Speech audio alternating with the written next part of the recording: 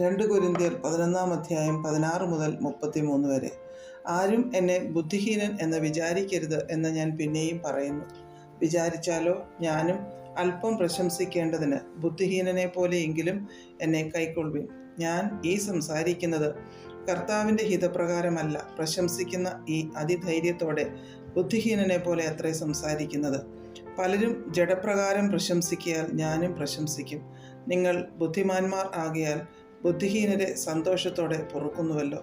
നിങ്ങളെ ഒരുവൻ അടിമപ്പെടുത്തിയാലും, ഒരുവൻ തിന്നുകളഞ്ഞാലും, ഒരുവൻ പിടിച്ചുകൊണ്ടുപോയാലും, ഒരുവൻ അഹങ്കരിച്ചാലും, ഒരുവൻ നിങ്ങളെ മുഖത്തടിച്ചാലും നിങ്ങൾ പൊറുക്കുന്നുവല്ലോ.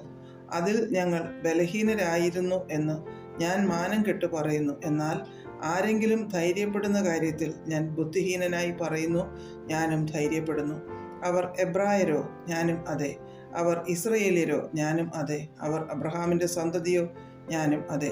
ക്രിസ്തുവിൻ്റെ ശുശ്രൂഷക്കാരോ, ഞാൻ ബുദ്ധിഭ്രമമായി സംസാരിക്കുന്നു. ഞാൻ ഏറ്റവും അധികം അധ്വാനിച്ചു, അധികം പ്രാവശ്യം തടവിലായി, അനവധി അടികൊണ്ടു, പലപ്പോഴും പ്രാണഭയത്തിലായി. യഹൂദരാൽ ഞാൻ 1 കുറയ 40 അടി 5 വട്ടം കൊണ്ടു, 3 വട്ടം കോലിനാൽ അടികൊണ്ടു, ഒരിക്കൽ കല്ലേറുകൊണ്ടു, 3 വട്ടം കപ്പൽ ഛേദത്തിൽ അകപ്പെട്ടു, 1 രാപ്പകൽ വെള്ളത്തിൽ കഴിച്ചു.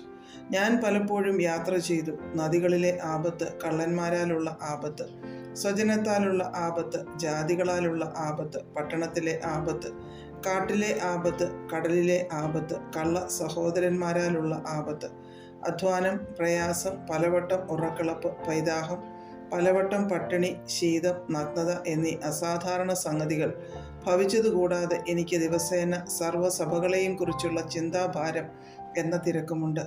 ആർ ബലഹീനനായിട്ട് ഞാൻ ബലഹീനനാകാതെ ഇരിക്കുന്നു? ആർ ഇടറിപ്പോയിട്ട് ഞാൻ അഴലാതിരിക്കുന്നു? പ്രശംസിക്കണമെങ്കിൽ എൻ്റെ ബലഹീനത സംബന്ധിച്ച് ഞാൻ പ്രശംസിക്കും. നമ്മുടെ കർത്താവായ യേശുക്രിസ്തുവിൻ്റെ ദൈവവും പിതാവുമായി എന്നേക്കും വാഴ്ത്തപ്പെട്ടവൻ ഞാൻ ഭോഷ്കല്ല പറയുന്നത് എന്നറിയുന്നു. ദമസ്കോസിലെ അരേദ രാജാവിൻ്റെ നാടുവഴി എന്നെ പിടിപ്പാൻ ഇച്ഛിച്ചു. ദമസ്ക പട്ടണത്തെ കാവൽ വെച്ച് കാത്തു. എന്നാൽ അവർ എന്നെ മതിലിലുള്ള ഒരു കിളിവാതിൽ വഴിയായി ഒരു കൊട്ടയിൽ ഇറക്കിവിട്ടു. അങ്ങനെ ഞാൻ അവൻ്റെ കയ്യിൽ നിന്ന് തെറ്റി ഓടിപ്പോയി.